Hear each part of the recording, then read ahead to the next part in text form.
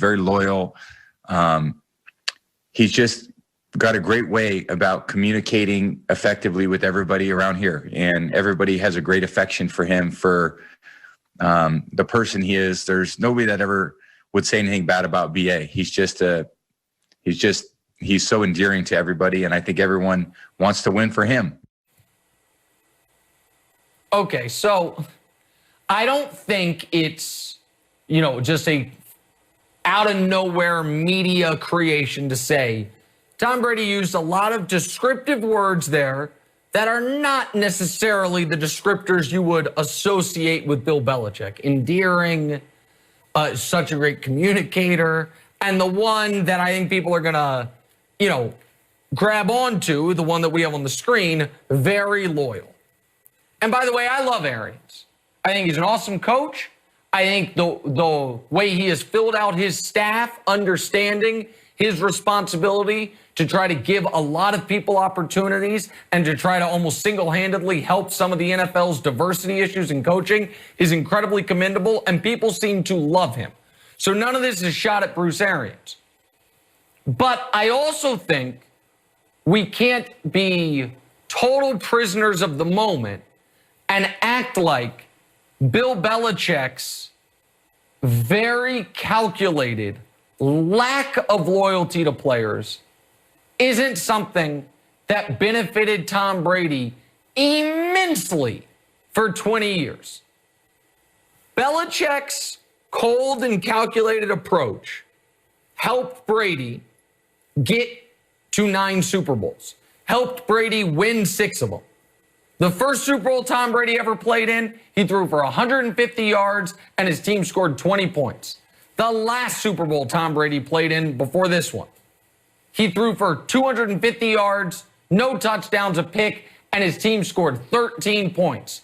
And they won both of them. Those 2 directly because of Belichick's defense and the overall roster that Belichick put together. Now, Brady right now obviously has the bragging rights. They split up.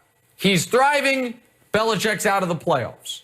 And I said on this show on Wednesday that all of a sudden it does seem like Belichick needs at least one more sustained playoff run, or else people are going to say, he's a great, great coach, maybe the greatest ever, but what'd he do without Tom? All that's fair. And I think all that is true. But what's also true is you don't win 6 Super Bowls and go to 9 without Belichick. That Belichick's ability to be emotionally detached from players was great for Tom. Now, nobody likes that when it applies to them, but that is a massive part of the Patriots' success. So I don't know that he's taking a direct shot at Belichick, and I don't blame him for, at this point in his career, wanting something different. But we're going to have the GOAT conversation over the next week, and assuming the Chiefs win, and I assume they will, we're going to really have it over the next 5, 10, 15 years. Mahomes and Brady. Deep down, what everyone acknowledges is, and we're going to talk more about this later in the show with Tony Romo's quote, there's not actually anything Tom Brady, from an eye test wise, is better at than Patrick Mahomes. The reason he's the GOAT and no one else is even in the discussion is because of the wins, because of the Super Bowl appearances, because of the conference championship appearances, because of the 6 rings.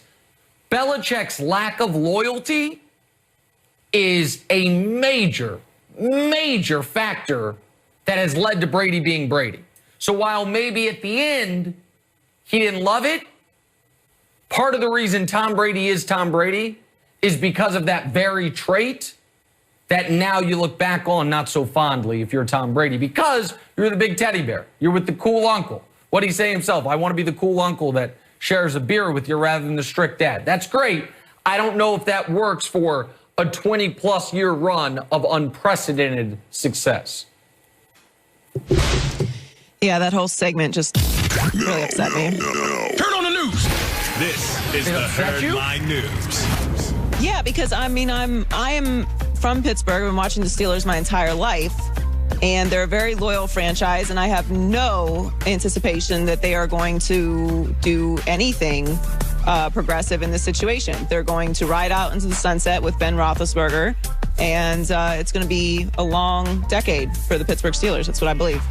Which, by the way, Joy, the Saints kept trying to push it out one more year, push it out one more year. Let's try to peel a Super Bowl with Drew. They obviously never got that extra Super Bowl, and now their cap is wrecked for the next couple of years, even without him there, which is a problem. Yeah, and I think that's the cautionary tale. I was okay with what they did with Drew Brees in the Saints situation. It was different. They had Taysom Hill. They're very creative in that offense, and they had some success. Like I thought they did the right thing by going all in with Drew Brees this year. You didn't get it done, but I mean, you were almost there. So I didn't hate the way that it ended for them. It's not the same situation. I mean, we all watched what happened in that Browns game. It was a disaster. It was an all-time disaster. It's a totally different situation. So Tom Brady has more Super Bowl experience than any other player in NFL history, but he doesn't think that will give him an edge when he takes on the Chiefs next Sunday. Experience doesn't matter. Playing well matters. The team that wins is not going to be the most experienced team. It's going to be the team that plays the best. So we got to prepare the best. We got to execute the best. We got to perform the best under pressure. And if we do that, we'll be champions. And if we don't, we won't be. He's not wrong. I heard you guys talking about this on First Things First this morning. I agree with him in this situation because the Chiefs have been there before and are pretty much running it back the same as last year. The more experience doesn't really matter in this situation. Most of the players and main players who are on both sides of the ball have been there before, have been in big games at this point. So you pretty much know what to expect. I mean, if you have Andy Reid and, Bruce Arians has been there before as an assistant. Obviously, Tom Brady. They're going to help the guys out who haven't been there before, getting them set up for the week, letting them know what to expect and all of those things. So he's right about that. Obviously, the Super Bowl is a different game. There's different timing throughout the game. It's a different week leading up to the game. All of those things are important. As we know, they all matter. But in this game, I actually agree with him. I don't think that the experience is going to matter. It's going to be who plays the better game. Or I think you would probably argue if the Chiefs have a total collapse. Total collapse. So I had a take this morning on First Things First that immediately got, I think within the same segment, our social team pushed it out there, which always means this was either a great take or a take they found so outrageous they just knew it would get interaction. And a segment later, I checked, and I think it had 140 replies and 3 retweets. The kids call that getting ratioed. I'm going to double down on that take, but I want to run it by you, Joy.